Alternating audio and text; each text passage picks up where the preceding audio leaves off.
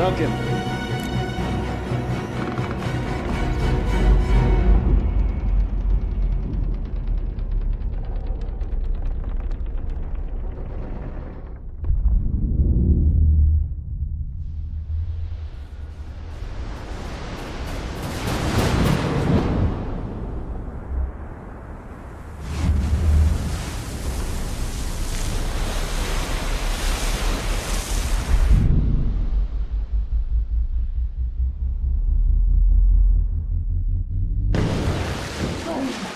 What is going on, movie lovers, and welcome back to the 500 Podcast. I am Francisco. And I'm Sir Fraser. And on today's episode, we are reviewing one of my favorite movies of all time. Ever since I watched it back in 2010, it has been in my top 10, and it has not budged a lick. Today, we are reviewing the Christopher Nolan directed Inception. But before we dive into that, Sir Fraser, tell the people about Inception.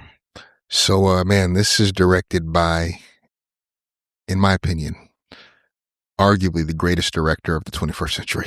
I think I'll probably agree with that. Christopher Nolan. Also written by Christopher Nolan, starring Leonardo DiCaprio, Ken Watanabe, Joseph Gordon-Levitt, Elliot Page, Cillian Murphy, Tom Hardy, and Michael Caine, just to name some of the big hitters. And I really got to give a shout out to the cinematographer, Wally. I believe you pronounce him Pfister. Mm-hmm. Wally Pfister. I'm not sure how you pronounce that exactly, but and of course, let us not forget the legendary Hans Zimmer. Yeah, of course. Yeah, dude. Like when it opens and you see the Syncopy and you hear that score already kicking in, we're already brilliant. like, I'm loving this shit is already intense. It's already feeling monumental. And man, this movie, I just want to acknowledge some of the accolades that it got. It won 4 Oscars, Best Cinematography, deserved. Best Sound Editing, deserved. Best Sound Mixing, Best Visual Effects, absolutely deserved. I guess I'm not really clear on what the Best Sound Mixing is, because as opposed to Sound Editing, that's just, I'm not really clear on what the exact difference is, but I would say that the sound, of course, was like amazing, and so was the editing, separate as well. It was also nominated for, but didn't win, for Best Picture, Best Original Screenplay, Best Art Direction, and Best Original Score. I wonder what won that year for Best Picture. Maybe I can look that up real quick. For 2010? Yeah. Man. Oh, I didn't watch it, so maybe I shouldn't say it. King's Speech? King's Speech. God damn it. I knew it. We have... who else was nominated? King's Speech was on there, 127 Hours, which... Isn't that the movie with James Franco when he cuts his arm off? Or am I tripping? Yeah, that is that movie. Okay. The movie was good. That was nominated for Best Picture? It was. Black Swan, The Fighter, which I thought was good. I never saw Black Swan, but I know that, a lot of people really rock with that movie. And I'm surprised both Inception. I'm disappointed. I shouldn't say surprised. I'm disappointed about that neither Black Swan or Inception, that movie went over both of those. Damn, well, and even Toy Story 3 was nominated that year. Fuck no, that movie is not better than that. I know. The King's Speech, get out of here. You got Toy Story 3 and even The Social Network, which I feel like is a great movie as well. That year was stacked. Honestly, it's like, damn. I haven't seen King's Speech, so I can't really throw too much shade on I have, and I will.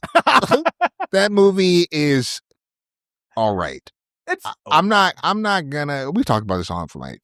Colin Firth won Best Actor too for that. I thought that movie was an interesting movie. I didn't know much about that King or Britain during that time, really. But it's not better than Toy Story 3, Black Swan, Inception. What was the other one you mentioned? Social Network. Yeah, The Fighter. Even The Fighter had like... I haven't seen The Fighter, but I know that it's good. With Mickey Rourke, right? Mm-hmm. I've heard that's a really great movie. It's really good, and it's very emotional too. Ain't no way in hell that movie, The King's Speech, is better than any of those movies we just listed. Bro, yeah. I'm upset. You just triggered a memory that I would wish I hadn't PTSD. thought about. One of the years they got it wrong. Even like, what was it on here? Best Writing. It won. Colin Firth won for Best Actor. King's Speech won for Best Writing, Original Screenplay. Man, Oscars were fucking up in this year. Inception should have won, I think, for Best Writing as well. That screenplay, that the writing in this movie is I love the screenplay, especially how like just not to say different, but just how ambitious like this movie is, and how like some people can maybe come from it, maybe even being confusing. But I feel like this movie is just so tight and just so well done overall. It's, to me, it's one of the movies I keep it as obviously near and dear to my heart, but it's damn near a flawless movie for me personally. I mean, yeah, this movie is, I mean, I was looking back on my list after I finished this movie. I was like, I know this movie is I know I have this on my list, but I was like, where is it? And it's in my top 25 of all time. Yeah. I love this movie. This was one of the few movies, like I don't really go out and buy DVDs, like even back then when it came out, like I would just like kind of, I didn't really buy too many movies. I would just, if I want to watch it, I'll just like find it on a streaming service, or I'll just like pay the $5 and I'll rent it. But watching Inception, like Avengers Infinity War was one of those movies where I'm like, I gotta own this movie, because you never know what might happen, especially nowadays with Sony deleting some of like the projects, but that's a conversation for a different day. But I had to go out and own this movie, because with the way they're tackling dreams, and like I'm obviously a sucker for like heist type of movies. It's a sci-fi heist movie. Yeah, like you're hitting on so many things that I love and enjoy. Like obviously Christopher Nolan, and then the cast is outstanding. It's a Leonardo DiCaprio movie. Like anytime he pops up into a film, I'm gonna probably check it out. But this movie just checks so many boxes for me, and even watching the trailer and how like the world was bending and stuff, I'm like, what the fuck is going on here? I don't know what's going on, but I gotta watch it. 100%. I mean, this movie is a achievement. This movie reminds me of what I love about movies and why I love going to theaters. Why I love this medium. It's just well crafted, the visuals, I mean the storytelling, right? I think where we jump into the story, we see we're really at the end of the movie, where we first meet Cobb, who is Cobb and Arthur are both extractors, and we are learning that they are in the midst of, we learn as the story, the scene flows, that they are in a dream level. And the visuals, the way that they edit this movie, going back and forth between the different dream layers, was just great. I love like the actual symbolism of like the maze, and them essentially like navigating these Mark's minds. And watching this movie, I really, I get there's like the sci-fi heist element to this, and the corporate espionage and whatnot, but there's also an element that felt very much like, reminded me of hackers, the actual act of hacking, because they're literally hacking these people's minds and manipulating them with their own subconscious. And it's like, it's such a fun story, man. Yeah, dude, like you mentioned, like how we started off, we're kind of already at the end, and you seen Leo having the conversation with the old man. And so you're kind of like figuring out like, okay, wait, what's going on? And then we jump to like present day. And when he kind of gives the line of like, oh, am I still dreaming, or am I dreaming right now? But then you realize, then you jump. Obviously, well, first of all, let me just give a shout out to some, obviously the visuals of this movie is like a huge pro. Like there's so many shots that you can pause it, and it's like you could print that out, put it on a poster. And one of them for me is when Leo is in that first dream sequence and all the water is starting to rush in, and then when he gets the what do they call that? The kick. Yeah, and he's getting dumped in the tub. The visuals of that are just Bro, I love great. it. Like I love the use of the slow motion too in this movie. They don't overdo it. Like I'm not gonna shit on Zack Snyder like that much, but like sometimes he would just overdoes the slow motion, especially in that movie Army of the Dead. I'm not sure if you watched that, but you could just overdo it a little bit too much. But they used it perfectly in this. And when he gets the first kick and the water rushes in, and you get that behind, I was going to say something else. That's crazy. You get the behind the shot and the water's coming in. I'm like, that's a beautiful visual. But then when they go into the dream sequence, well, you don't know it at first. And then he starts feeling the rug and he's like, I'm still dreaming. And so you were like, oh, you're in a dream, in another dream. And you start seeing like the layers that he's in. And that's pretty much what intensifies his, what's his name? Shoto? Ken Watanabe's character? Yeah. Watanabe. He plays Saito. That pretty much like gets him intrigued to hire him to do like the big heist of the movie, when he realizes like, I'm in a second layer of a dream right now. And then all the people start rushing in because he's like, well, I'm in your dream.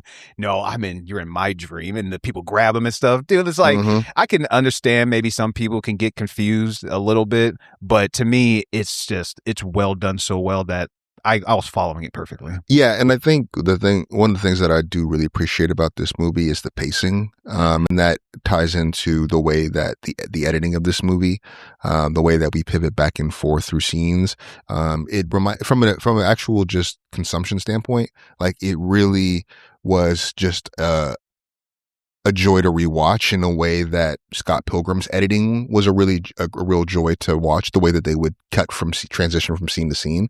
Yeah. Shout out to Scott Pilgrim. I love how that is like when he's like leaving a room and then it jumps to the next scene. Yeah. Dude, that movie is so good. We got to do a review on that. The visuals of that. Yeah. And going back to this movie, I think, with the pacing and it feels like the first 15 minutes, we are just hit with so much information. We are learning about Maul. Maul is introduced to us when they are in Saito's when they are trying to win the job from Saito. Then we're also getting clues about what they actually do, what their line of work is, and quickly after that, right, we are learning what they do and the fact that Cobb can't go home. Yeah. I think that they really front load this story with a lot of intriguing puzzle pieces that just rewatching that and getting refamiliar with this story and this character, like the actual journey arc of Maul and Cobb, that's like a really, at times, very eerie, but also really just tragic.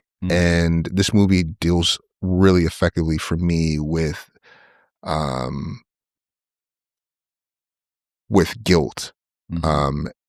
That's such a huge part of this of Cobb's journey, right? And coming to terms with what happened, with the fact that he incepted his own wife. Yeah, that's when he that reveal was like heavy. Yeah, when Arthur is just like, how do you even know that you can even do Inception? And he's like, well, I've already done it before. And then you get that backstory with, like you said, with him and Maul and how they spent all that time in that dream world and how he decades.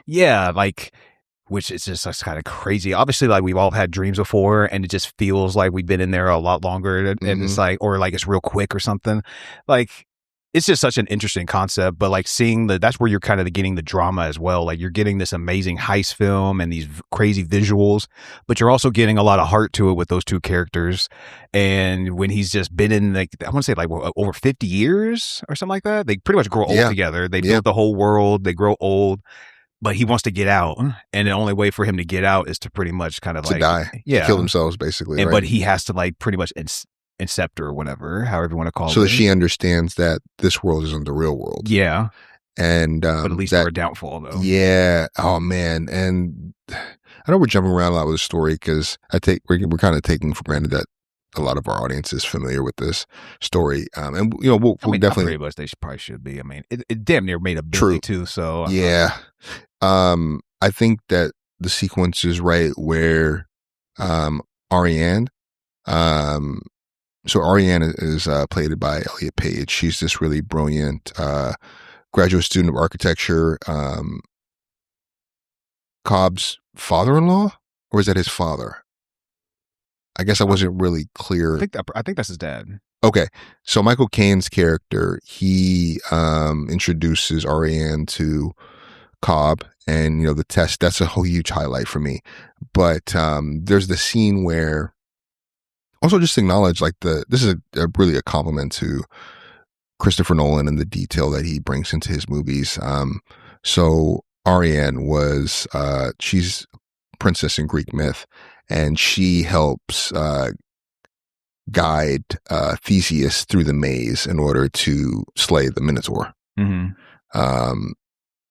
But the scene where she is in the elevator of his mind, of his memories, and we're going to these different floors and getting more pieces and more details about Maul and Cobb and why he can't go home. Yeah, dude, we talked off mic a bit about this movie, and it's said that when he wrote this originally, it was kind of in the lieu of like a horror film. Mm-hmm. And obviously now you watch it, it's not a horror film like really at all, but there are some paint strokes of like some horror aspects I feel like to it. And the elevator is, I feel like, has some very like horror-esque like feeling to it, especially when Elliot Page's character like goes down and sees I won't say Marion, but you see Maul. Oh, the hotel room. Yeah, in the hotel room. It just feels very just very horror-esque and just dark and like just kind of just scary. But she has to go into his mind in order to build a maze, because he can't build the maze that they go in because he takes Maul with him. Yeah, Maul comes in there and she always just sabotages it. And you see it too in the opening of the film, like when he's like puts her in the chair and he's climbing down and she like goes, she just leaves, not immediately, but like a couple seconds later. So you seeing that she has to do this. And also like a shout out to like even just that small scene of her doing the maze with him and Leo, like their scenes together are still like, they're not much going on. It's just dialogue. It's some of the best dialogue in the movie though. Yeah. Like how, it's just like, even a shout out to Game of Thrones too. It's like how well you write scenes and act it and direct it. Like you can make simple things of just sitting in a cafe just seem so intriguing. Yeah. I mean, 100%. I think that scene where he's basically demonstrating to her that she's in the dream world. The explosions behind them as they are talking, and he's kind of giving the rundown of how the dream world works. The visuals of this scene were pretty damn good. I think they still age well, even when she is, manipulating the streets. I felt like I was watching like Doctor Strange for a second. I was like, am I I know. Did I open the Disney app? I know that she like moves the mirrors. Yeah, dude, that scene was like that whole scene sequence was just really great. And then of course she meets Maul at that moment. But we're also getting more details about the logic of the dream world and how the subject's subconscious can operate like white blood cells and attack the infection that is the person who is not the dreamer. Yeah, exactly. Yeah, seeing those sequences play out, it like I said, like has a very horror film aspect to it. Yeah, it definitely is creepy as fuck. Yeah, super scary, because we've had those nightmares too, where like even when we're getting chased, we can't run for shit and stuff. Dude, but you see how well she's like just picking things up like super fast, like, and you see in the Cobb just like really impressed. But even though, like, also, like, just to do a quick little shout out to, like, I feel like this movie shows so much, like, said, with the horror, drama, the action, like, mystery, even just, like, the thrilling aspect, like, when you get towards the end, and it's just a race against time. There's even, like, some strokes of, like, some comedy in here with, like, Tom Hardy's character when he tells Arthur, he's like, you got to think bigger, and he pulls out the big-ass gun and he fires it off. Grenade launcher, yeah.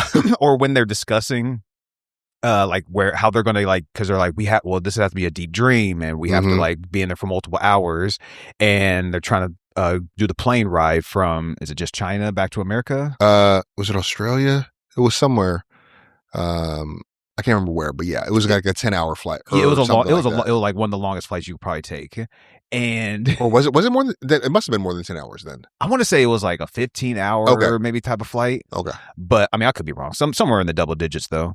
And they're discussing like, all right, well, how we're going to do, like, get on the plane and get the ticket, blah, blah, blah. Or like do pretty much pull it off without anybody noticing. And the dude's just like, well, I bought the airline. Oh yeah. Just like how they're like talking about certain things. And when he comes in with that little one-liner, dude, it's like, they're knocking everything off all cylinders for me with this movie. Well, one thing I wanted to say is like I genuinely loved the casting of this movie. I thought the casting of Watanabe as Saito, Tom Hardy as Eames, even JGL, yeah, Joseph Gordon-Levitt, Elliot Page did their thing. Their thing. I think that it's interesting. Like just from like kind of behind the scenes, like Brad Pitt and Will Smith were two other names that Nolan had in mind for Cobb. Really? Yeah. Will Smith just misses out on just all these. I mean, he has a great career. We've already discussed that in the Independence Day review. But man, it could have been Neo, could have been Django. But I mean, he had those two roles, and he turned them down. I'm not sure how far he got with this one, but that would have been interesting. Interesting, obviously. Talent. I'm glad DiCaprio took, because DiCaprio bodied this role. Yeah. But also, for going back to Ariane, the casting for her, Emily Blunt was considered, Rachel Adams, and Carey Mulligan.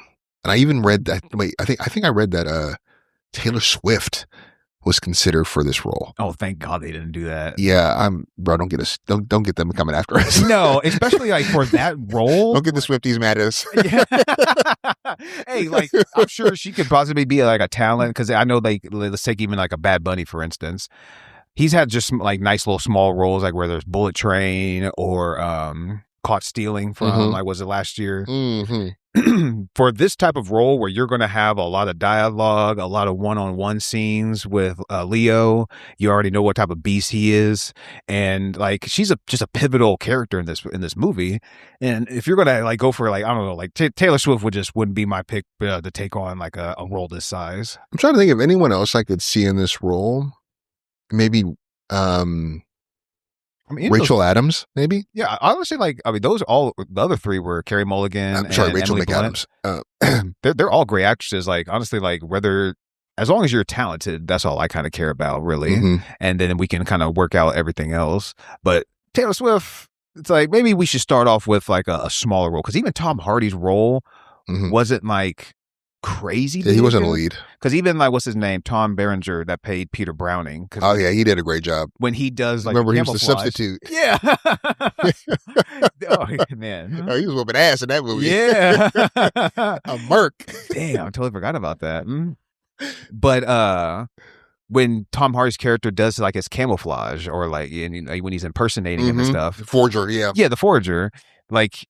That's Tom Berenger like playing that role too. So it's like Tom Hardy, like, although he has like a great role and he does his thing and whatnot, like I said, like, they're, to me, like, obviously Elliot Page and Leo, this is like their movie, and then everybody else is kind of I mean, JGL will probably come third, which we could get into like another memorable moment. Oh, for sure. Remember this when they have the hallway fight scene with JGL, man.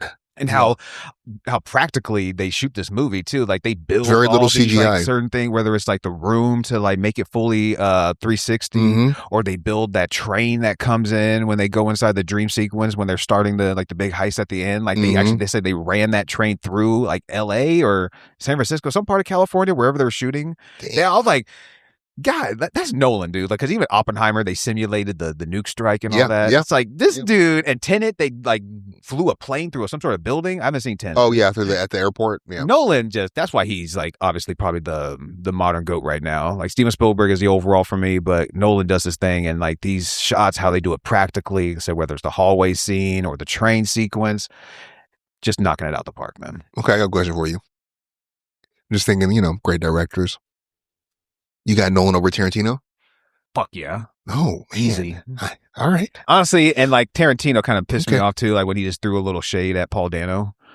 Just saying like how he was like the worst actor in SAG and shit like that. Like, it's like, there must be some beef going on behind the cameras, because I don't understand. He seems like to have something very personal against Dano, dude. And he threw like shit at Matthew Lillard too, and it was like, and they didn't ask him like, what do you feel about these particular actors? He went out of his way to say something. It's like, bro, why? That's what I'm saying. I wonder if there's something personal going on. Like, I feel like there is, because that seemed like such like a random shot. It was too random to not be personal. Exactly.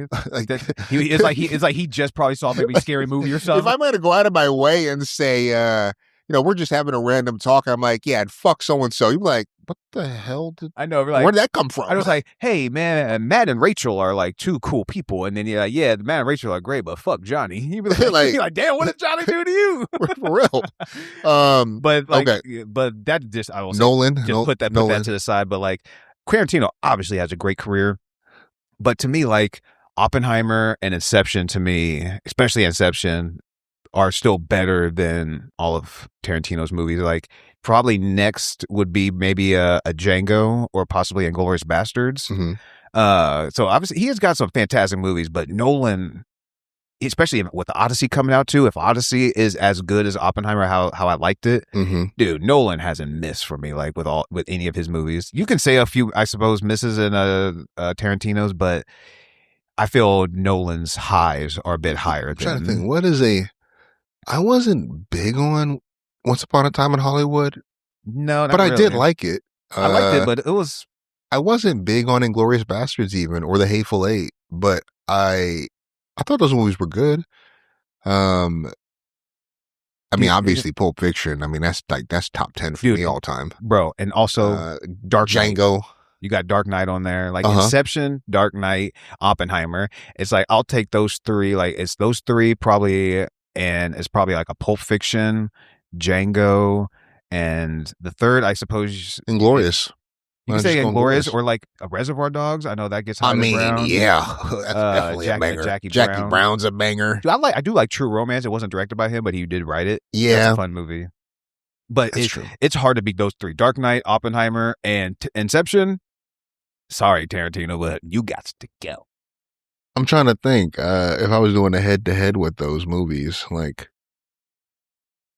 It's like what because like isn't Pulp Fiction what when you rate higher, because I know Pulp Fiction and Django are probably like the two higher movies for you, like which one's the better film in those two at least between Django and Pulp Fiction? Yeah, Pulp Fiction for me. Okay, so like what those three, can Pulp Fiction beat any of those three? Because I feel like maybe yes Pulp Fiction can definitely beat Oppenheimer for me. Okay.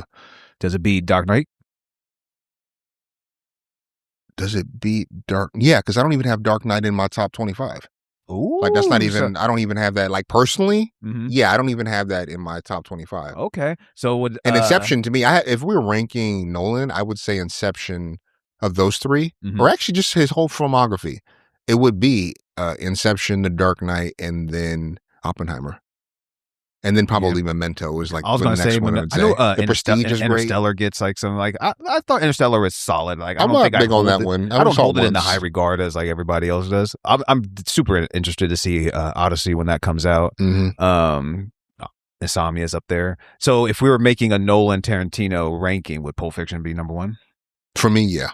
Okay. Yeah, I would say that, and then probably Inception, then Django, then The Dark Knight. Okay. I feel like Django and The Dark Knight are probably, that's a close battle for me. I love both of those movies. So would you take Tarantino then over Nolan? For me, his highs are higher for my taste. Oh, okay. This could have been another episode. But I mean, like, here's the thing: like, I'll never like if somebody. That's my personal side. I like his aesthetic more, and I really do appreciate Nolan's. I mean, I said early on I love his cinematography. This movie's beautifully shot, and that's true of. I can't think of a movie of his that I saw that I didn't think looked great. Nolan, yeah. But I would also say though, Tarantino's lows are lower for me than what I've seen from Nolan, because I have not seen a Nolan movie that I don't like. I saw The Prestige years ago, liked it. I saw Memento was a great like kind of noir mystery movie. I have to watch Insomnia, but I haven't seen that I one. wasn't Dunkirk would probably. I haven't seen my that either. Least favorite. I haven't seen Tenet as well, but Dunkirk it's good, but like when especially when I'm thinking of other war movies that like really had an impression on me, like obviously Saving Private Ryan's up there. 1917 is up there for me. 1970 because like how it's like shot. That movie is incredibly. Bro, that movie blew me away. And even A Lone Survivor like really stuck. Obviously based on a true story. I'm not going to say like how accurate. I think they actually was pretty accurate with the story, but that movie like really had an impression on me as well. And so I don't know. Dunkirk just probably my least favorite of the Nolan films, but that would be an interesting. What would yours be? How would you rank yours? Or of those two? Yeah, Inception would be number one. Okay. Overall of those, and then. It would be between Oppenheimer and maybe those three right there. Because I mean, I do like Dark Knight, but like if I was making a top five, in no particular order, the five, obviously Inception would be one. Let's get that out of the way. But the other four would be a mixture of Oppenheimer, Django, Inglourious, and Pulp Fiction. So Nolan would probably have, not Nolan, but Tarantino has 3 out of the 2 in the 5. Mm-hmm. But man, Inception and Oppenheimer are like, those might be my 2 right there, my top 2. Yeah. Especially Oppenheimer was so long. I actually watched that back to back. I enjoyed it that much. I need to rewatch that movie because I loved it when I saw it in the theater. That was a special time, man. Barbenheimer. Yeah, dude. That was it was a cultural moment for sure. The pacing of that movie felt, especially like, and also like when you have when the true story is tagged along with it, I feel like that offers me a little bit like a more intrigue as well. Because then, like after I watch the film, then I'll do my own little research as much as I can to see like how accurate it was, and like, oh shit, that really happened. And you see like the scene when Emily Blunt and she didn't shake the dude's hand at the end. There's like things like that really did happen, and blah blah blah blah blah. You're like, oh my goodness, like it just makes you even that more intrigued. But yeah, Tarantino would probably have the 3 out of the 2. Well, I was gonna say, I mean, just with Oppenheimer. Robert Downey Jr. is such a good villain in that movie. Yeah. I love the way that we get those. This is going to turn into Oppenheimer review. This is just a Nolan review. This is just praising Nolan, glazing Nolan, as they say. But no, he deserves the praise for me. I mean, I know people don't like him. I mean, I feel like if you don't like him, you probably, I'm guessing maybe you don't really go. Some of those people don't typically go for like the blockbusters. Yeah. You know? They prefer I don't know. Maybe just a little bit more of like more grounded type of films. Yeah, like Tarkovsky, they prefer like that kind of stuff. I'm saying not everything. I feel like he has obviously a great career, Hall of Fame type of career, if there was for sure. But like the Odyssey is like can really, I feel like, catapult him, and like maybe also like in that Spielberg type of like. For me, like, because I still think as like the all-time greats, I still think Spielberg is number 1 because he touches so many genres and at an elite status. Like Nolan doesn't like. I also like say like he mixes genres too much. But like let's say if the Odyssey is up in the Oppenheimer level, and people are saying like, oh, it's the leading for best picture. Man, getting best picture like twice in a 3-year span because it was 2020. Or 3 or 4 year span, like however, like those like the awards work out and stuff like that. Man, that's some pretty high praise. That's tough to beat. Yeah. I mean, Nolan is definitely one of my favorites. He's not one. Scorsese might be one. Who's your like directing goat? I think it might be Scorsese. Scorsese? I love his movies. God, I didn't like The Irishman though. Yeah, I didn't like The Irishman. That movie kind of pissed me off. But I mean, I'm like, you have the audacity to make this movie fucking so goddamn long, and then like this de-aging stuff just wasn't. Yeah, it had that uncanny valley to it. I'm like, oh my god. Yeah, nah. Dude, especially like when like you put out Goodfellas and Casino, which might be I mean, it's probably between those and maybe Godfather as far as like those mobster type of gangster movies. Yeah. The Irishman was just like a letdown. Especially you got De Niro and Pesci in it too. Like I know it probably got good reviews and was nominated, but I didn't fuck with it. Man, I mean everything from Taxi Driver, which we reviewed, to Raging Bull. We talked about After Hours. That's a pretty good one. And then you start talking about Gangs of New York, The Departed, Shutter Island, and Wolf of Wall Street. My guy. Yeah, he bona fide. Yeah, I he's feel bona fide for me. I feel he definitely real deal. He touches different genres a lot more than Nolan does. Like he doesn't like even like a Tarantino where like you kind of like you can watch a little bit of this and you don't even know like who directed it, but you'll be like, if you saw enough of their work, you'd be like, this feels like this type of like movie from this guy. Tarantino, Nolan. I feel Scorsese does do a good balance of like switching genres. Yeah.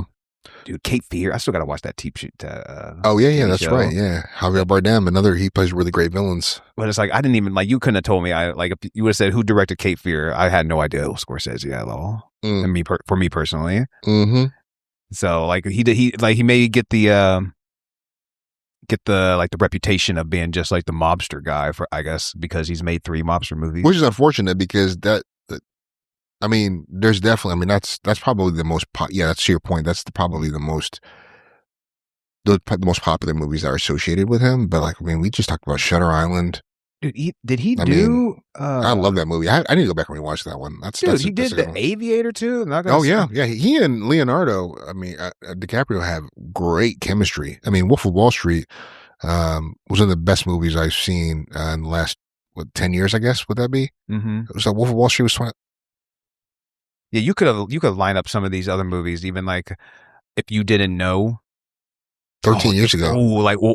Departed, man. Departed is fucking amazing, dude. Yeah. Dude, like, what would be your three-piece from Scorsese then? My three-piece from Scorsese? Taxi Driver, Casino, and I would probably say Wolf of Wall Streat. Ooh, what about you? Man, Shutter Island was great too. I feel like with that mystery and the way that ended. Yeah, man. He's a banger. Bringing Out the Dead is a really underappreciated movie with a really great performance from Nicolas Cage. Mm-hmm. Ving Rhames is also in that movie. John Goodman. Mm-hmm. Was it Tim Sizemore? Is that the guy? Tom Sizemore? Tom Sizemore. Yeah. Not Tim. Tom Sizemore. I highly recommend that one. But what would you say your top three? I'm going to cheat just a little bit. Okay. Just because I'm going to say half Goodfellas and half Casino. No, this is motherfuckers cheating. I can't, bro, like, because it was always Goodfellas for me. And then when we reviewed Casino, because like I never really saw Casino, I was like, bro, this movie. Dude, I think you gave that a 5, didn't you? Did you give that a 5? I got to go back, but like it was either a 4.5 or possibly a 5. It might have been a 4.5. I want to say. Okay. Not just because, but like you get one of the most visceral, violent like beatdowns. I feel in it's cinema. So visceral. It's so intimate too. It's just like it's up there like with when the chest burster. No. I was gonna say when like Alonzo gets shot at the end with Training Day, or when Cleo gets shot and Set It Off. Like if day after day, bro, that fucking when they get shot up, I'm like I kind of feel it right now, bro. When Joe Pesci gets whacked with a bat and beaten to death with his brother, it's also the funny detail that he's narrating the movie or certain parts of it, whatever. Yeah. And the narration just completely stops as soon as he gets hit with the bat, bro. It just like, oh my god, I feel like I'm getting hit right now. Bone crushing blows. I'm just gonna cheat a little bit, but the other two would be Wolf of Wall Street and The Departed. Okay. Yeah, man. But going back to Nolan, we were in the weeds there. Just going back to like just the actual technical achievement of this movie. I mean, that's fight scene with Arthur where they're on like these multiple sets that are rotational ability. Man, it looked great. The camera work, the camera placement was really just on point. And I read that they used a counterweighted rig and they edited it out. That's like one of the few times that they used CGI, was to edit out like the wires and the rig. But they used that to kind of have that illusion of, like floating. And he took that and ran with it and used that in Interstellar. Yeah. And it just visually, it looks so fluid. It looks amazing, dude. Like that's like I said, when you go back, and that's when like you go and you see like behind the scenes type of work and how they film and stuff. His movies, like overall, especially this movie, is like just interesting to see how they pulled off certain just visuals and stunts and stuff like that. But another quick thing about the movie, I feel, even like you see obviously throughout the movie, but it's a very, to me, like a stylish type of film as well. Just even how they're dressed. Oh, yeah. I Especially agree. JGL, man. Like that motherfucker had his slick back going. He's in a little 3-piece suit. Just like, it's a like a very, like just a beautiful movie to look at, especially how the characters are carrying themselves. Like Leo and like the little tux too, like moving through in the beginning. That's a great movie in that aspect as well. I think that he is great. Whoever he's working with, he has a great eye, and I know he has a lot of oversight of just so much of the detail.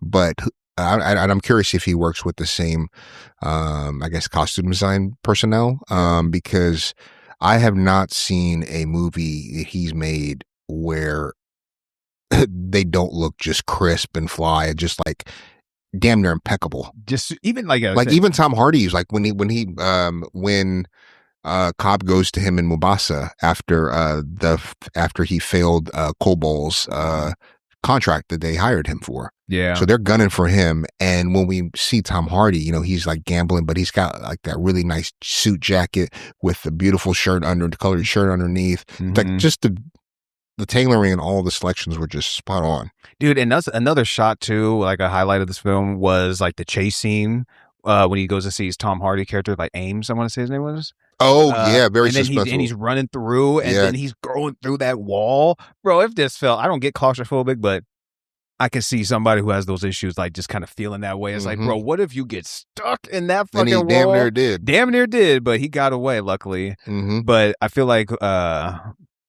before we pivot to any type of scores, we have to address the elephant in the room with the movie is like the ending. Oh, I mean, do you think he's dreaming or is he not? That is the conundrum that it's like the Sopranos ending. Did Tony get shot? It's one of those things that people will always talk about after they watch this film. Well, I love this ending. I love ambiguous endings. And yeah, this worked for me. I believe that he got out because it started to wobble more, and also like I'm so invested in this character at this point. Like I need him to be awake. Yeah, I know. You know, but it's not clear. I don't think. I think he deliberately, I think it left it open ended in that way. And yeah, I choose to believe. What about you? I feel the same way, and I feel like he gives you a little breadcrumbs like towards each type of like door you can walk through. But I feel the crumbs lead a little bit further that he is awake, and not only that, like people were looking at him through the airport, but nobody was attacking anybody. I don't know, they did wake up on the plane and stuff. And they also have like I guess an Easter egg saying that like every scene Michael Caine is actually in, saying that like those are actually the real scenes. Like he's not dreaming during those scenes. He's not dreaming. And so I was like, okay, that's a good detail too as well. I love the totem detail. Yeah, and it felt like it was wobbling a little bit too. Well, just like that concept in the story as like the tell to know whether or not you are still dreaming or not. I thought that was such a cool. I don't know if it's technically a MacGuffin, but like that plot point I thought was super effective for me, and the way that it ends, it just. After the understanding kind of like the logic behind them and all of that, like it was just it was a really rewarding ending for me. To me, it's a standing ovation, man. Yeah, I'm so glad you kind of left it ambiguous like this because it gets you talking. Like it came out in 2010, did it? Yeah, that's right. 2010, and like people are still debating, like, did it actually wobble? Like, is he awake? Is he still dreaming? Like I said, a Sopranos type ending, something that you can always talk about. And when it ends, like, you might be upset, like, because you want that solidification, that just like that solid, like, is he awake or is he not? You got to tell me. I can't go on like this. But that's why I love endings like this as well. And for sure, I'm ready to pivot to scores if you want. Yeah, man. I'll start us off. Damn, man. This is really tough. You already know what my score is going to be. Man. Fuck it. This is a 5. Yes. I love this movie, man. It's so good. I saw it in the theater. Wait, did we catch it in the theater? I can't remember. We did. We caught it at OMSI. Yeah, that's it. Yeah. Damn. First time I think I saw it on the big screen because I didn't think I saw it on the big screen. I saw it on the big screen when it dropped because I was living in London at the time. Shout out. I really enjoyed it then. I was kind of like, what the hell is that? That movie's weird. I remember thinking that, but I dug it, but it was like, this movie's really odd. I've never seen anything like this. And then, I had a chance to see it in the theater. It was like last year. And man, it was, I felt like I was watching it for the first time again. Yeah. Seeing it in the big screen. It was just that fun of a watch. It's super intriguing. It's a really interesting like character study about this man navigating grief and dreams. And it just feels, I like the way that this movie is paced and the layers, not only like in terms of like the layers we get with the character, but as they're descending further through, and the only way to get out is to die, right? And like just like understanding the rules of these worlds, given how much how heavily sedated they were.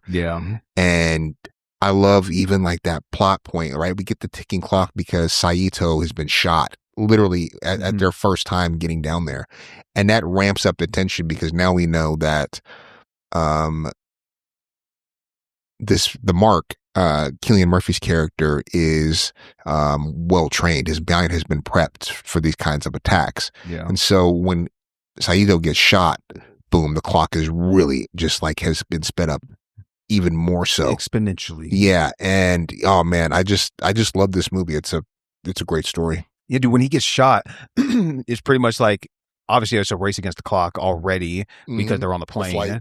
It's just layers and layers of pressure. Yeah. And they have to, in order for him to survive, you got to go deeper. But the deeper you get, the higher the risk. So it adds that big conundrum to it, because obviously the deeper you get, when they have that big argument, he's like, what do you mean? Let's just kill him. And he's like, no, don't do that. And the fact that he had withheld that from them, that creates even more urgency and higher stakes, because they could be down here in limbo for God knows how long. Exactly. And then when they get to the mountain, and Leo just pretty much needs to know a way in so they can, like, because they're racing against the clock because Soto's dying and there's an avalanche coming and all this type of shit. But then if Leo finds out what's going on, then Mala's not too far behind with that, and she ends up coming to the picture. Bro, this movie's amazing. Let me not even hold anybody. We're going with a 5-star, bro. This is one of like the highest 5 stars in like my own special catalog, just because, like I said, how much of an impact it had for me. Just like watching off the bat, had to go out and buy the movie. The action is great, the writing's great, the pacing is great. Like even scenes that you're just getting just 2 characters talking in a cafe are amazing. And the visuals still hold up, whether it's the train sequence or the Paris sequences, like when this whole city is like folding upside down and stuff like that. Like I said, the hallway scene. Dude, even when you get to the end and they're fighting on the mountain, and what did Tom Hardy say? Like, you couldn't. He was throwing hands. You guys, you couldn't dream of a beach or something right now. So it's like I said, mentioned with the comedy as well. You're getting hits with so many different layers. Whether it's the story, you're getting so much good layers with the writing, the acting, the directing. This movie's amazing. 5-star. If you haven't seen it, what are you waiting for? This is true. So before we end this week's episode, don't forget to like and subscribe. But 2, I wanted to share something that is on my radar, and that is John Carpenter July at the Cinemagic Theater. So all of this month, they're going to be spotlighting some of his best movies from his catalog. Surprisingly, they're not doing Halloween, but they're doing everything from Christine to The Thing, to They Live, and even In the Mouth of Madness. So if you are a Carpenter fan, make sure to check that out. It should be a lot of fun. Is that what we're doing? That They Live in The Thing? Yeah, we're catching the double feature of They Live and The Thing. It'll be fun. Hold on, I think I still gotta get my ticket for that. No, I'm thinking. Yeah, I gotta get that. Yeah, I caught mine ASAP. Yeah, I gotta get that. Is it general admission? Yeah. Okay. Yeah. So cool. But thank you for tuning in this week, and we'll catch y'all next time. Peace.